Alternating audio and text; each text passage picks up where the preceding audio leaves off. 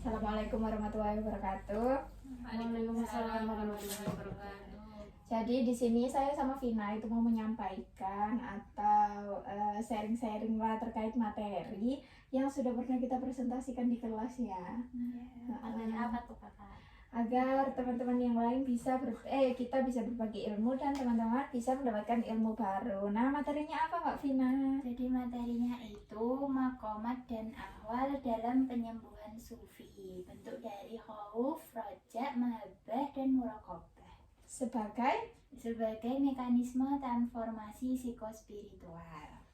Nah, lanjut Mbak Vina. Jadi di sini itu ada yang namanya krisis kesehatan mental Di era di era modern. modern ini, yaitu Karena meningkatnya kesadaran global terhadap kompleksitas gangguan psikologis yang menunjukkan pendekatan biomedis konvensional belum cukup. Yaitu ada 3 contoh besarnya: krisis makna hidup dan kekosongan batin. Yang kedua, dimensi spiritual yang sering terpinggirkan. Kemudian yang ketiga itu kebutuhan akan psikoterapi integratif teistik. Nah, itu maksudnya apa sih teman-teman?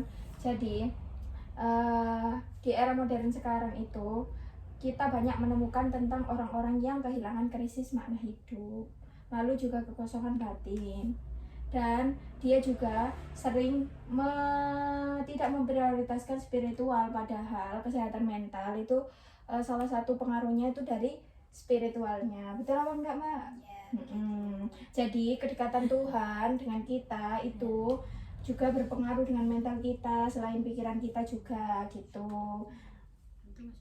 Lalu struktur perjalanan batin.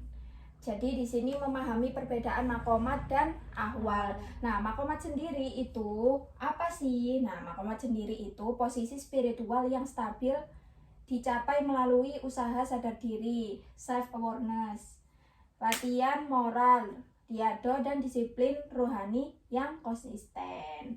Nah, di sini itu kriterianya itu mencerminkan kualitas etis subjek sama struktur perkembangan yang lebih bertahap. Ahwal apa Mbak?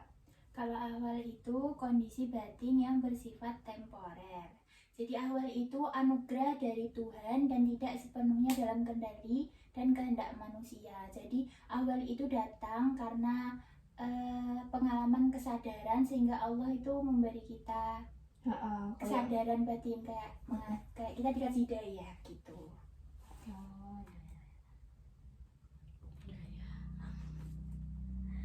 Lek makomat itu itunya posisinya gitu loh.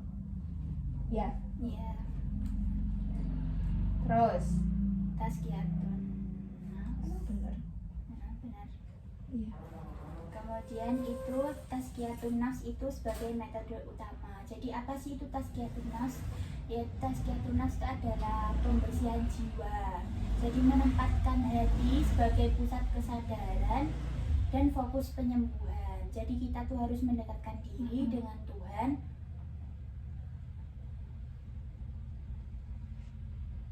Iya, betul. Untuk menyembuhkan gangguan psikologis. Begitu teman-teman. Jadi fokusnya tazkiyatun nafs itu ada di hati. Jadi kita istighfar, melakukan istighfar itu agar hati kita bersih, terhindar dari sifat iri dengki. Itu kan sebenarnya yang mengganggu kita selama ini. Betul apa enggak? Nah, gitu. Cocok emang ini materinya. 1. Peran khauf dan roja dalam penyembuhan. Jadi di sini khauf itu 24%, 50%-nya roja, 75%-nya itu keseimbangan khauf dan roja. Maksudnya gimana? Di sini khauf itu sebagai mekanisme regulasi emosi. Khauf itu berfungsi sebagai untuk regulasi diri, menumbuhkan kesadaran dan tanggung jawab. Jadi ini khauf itu padahal kayak self awareness gitu, kesadaran diri, sadar diri. Nah, kalau roja sendiri gimana Mbak? Kalau roja itu adalah penyeimbang kecemasan. Jadi roja itu kan harapan kepada Tuhan. Nah, di sini roja itu dijadikan sebagai energi psikologis yang mencegah keputusasaan. Jadi ketika kita berharap kepada Allah, maka kita sudah tidak lagi berputus asa gitu. Betul. Nah, itu roja. Lah, di sini perlu adanya keseimbangan antara khauf dan roja. Jika khauf dan roja itu selaras dengan konsep psikologi modern seperti emotional balance dan adaptive coping, itu memastikan proses penyembuhan yang realistis dan berkelanjutan bagi kesehatan mental kita gitu. Transformasi melalui mahabbah. Sebelumnya mahabbah itu adalah cinta kepada Allah. Ya. Nah, cinta ilahiyah itu loh. Jadi merupakan inti afektif dalam penyembuhan sufi. Ia mentransformasikan relasi individu dengan Tuhan dari rasa takut menjadi cinta, penerimaan dan kedekatan eksistensial gitu.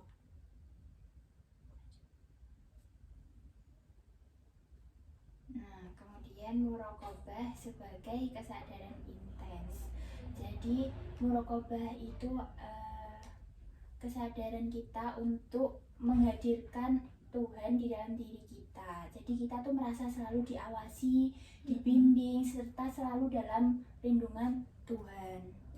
Kayak ihsan gitu loh. Nah, jadi muraqabah ini harus kita terapkan sebagai kontrol batin kita. Betul.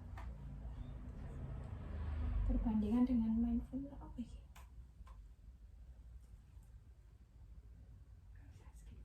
Iya, langsung saja ke Nah, sudah selanjutnya dari mahabbah dan muraqabah ini kita mau minta teman-teman untuk mendekatkan kepada Tuhan dengan terapi istighfar. Nah, pertama-tama kita mau minta teman-teman untuk memfokuskan diri kepada Allah. Pertama kita atur dulu nafasnya serileks mungkin. Oke, atur. Dengan ambil nafas dari hidung, kemudian keluarkan dari mulut. Gitu. Pelan. Sama merem biar relax. Ya, kemudian Iya. pejamkan mata. Sekarang mari kita Beristighfar bersama. istighfar bersama untuk menghadirkan Allah ke dalam diri kita. Astagfirullahaladzim, astagfirullahaladzim, astagfirullahaladzim, astagfirullahaladzim. Sudah, sekarang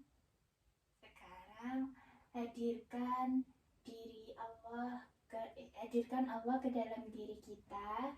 Kemudian ingat Allah ada di sekeliling kita, selalu mengawasi kita, dan serahkan semua apapun yang terjadi kepada Allah.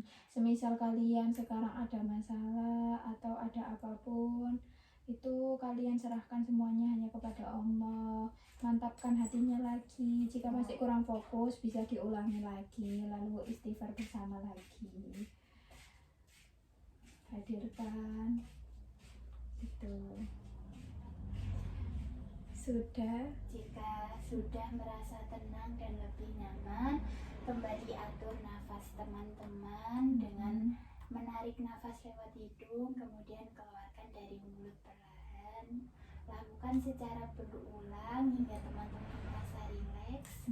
Kemudian ketika teman-teman sudah siap, teman-teman boleh untuk membuka matanya kembali secara perlahan. 1, 2, 3. Boleh buka mata. Yeay, sudah selesai. Terima kasih teman-teman. Nanti bisa diterapkan di lain hari ya teman-teman. Oke. Nanti kalau ada masalah atau apa gitu nanti bisa, itu namanya apa? Training. Kita melakukan training. Gitu. Terima kasih. Sekian dari kami. Wassalamualaikum warahmatullahi wabarakatuh. Waalaikumsalam. Yeay.